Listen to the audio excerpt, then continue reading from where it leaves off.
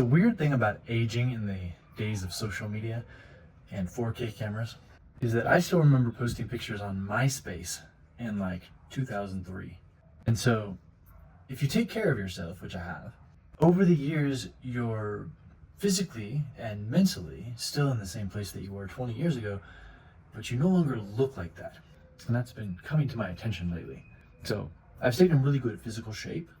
I can still go work out and run and play sports and do whatever.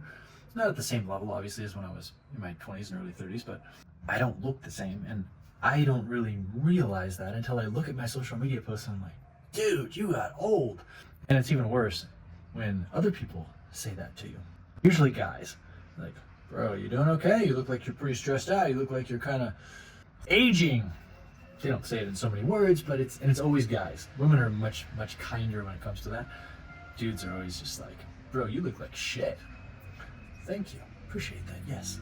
Maybe a little stress. I don't know. I definitely know that I have aged a ton though since 2020 and the lockdown started. I look back even at those pictures and videos, and it's crazy to see.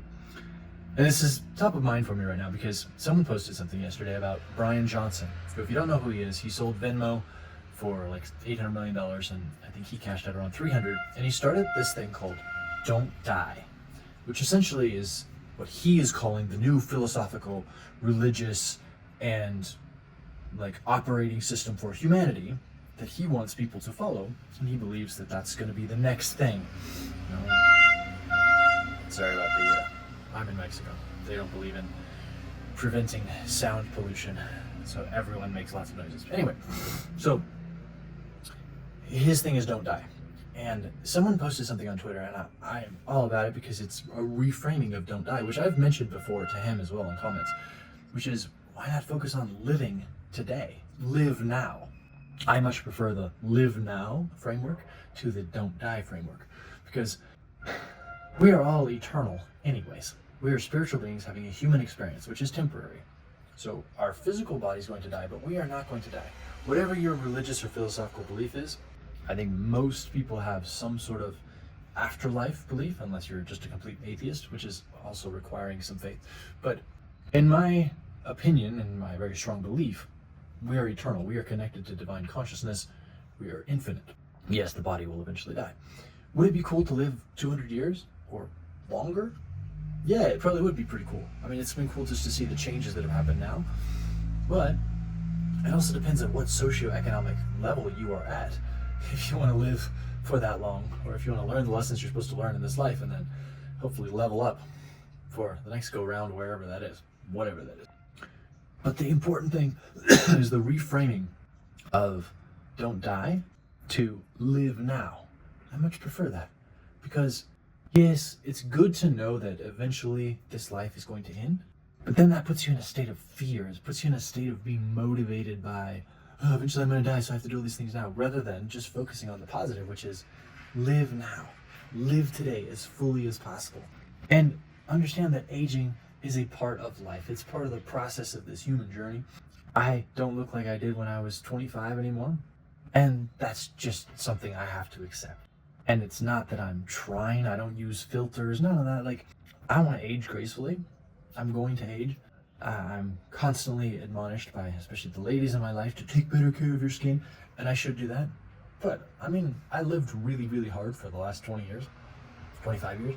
A lot of time out in the sun, a lot of time on the river, a lot of time squinting, a lot of time smiling. And I have a very expressive face, and so I just have lots of lines and wrinkles, and that's the way it's going to be. And I don't mind that. The important thing for me is to keep that top of mind of live now. No matter what, live today. Bryan Johnson and his old don't die framework, maybe that'll become a big religion. And I love what he's doing in terms of supplementation, in terms of data, in terms of all of that science. It's really cool. So if you don't know who he is, look him up. Because it's very, very cool what he's doing, and he's truly doing it for humanity because he's worth hundreds of millions of dollars. He just wants to, he's experimenting on himself, which I can appreciate because I have done that many times, experimented on myself. The whole ento-vegan phase was me definitely experimenting on myself. And I like what he's doing. However, I will fight it from one side, or I will compete with it as much as I can with live now versus don't die. Because I think the mental and psychological framing of that is much healthier for us as humans, rather than living in a state of fear. Live from a state of passion, from a state of love, a state of joy, from a state of appreciation of this life that we have today. And nobody knows, including Bryan Johnson, when this human life is going to end. So live now, today. Even if you feel like you're getting older, don't let that get to you. Ignore the haters. Everyone's gonna age. So if you're 25 right now and you're like, okay, boomer, yeah, okay, boomer, because you have perfect skin and you feel like you're just a young stud or a beautiful girl, everyone ages. So just accept that and live now and live it fully. And even if that means that you get a little too much sun, or you get a little too much stress, or you get a few extra wrinkles or some gray hairs, live anyway. Enjoy it. Enjoy the journey.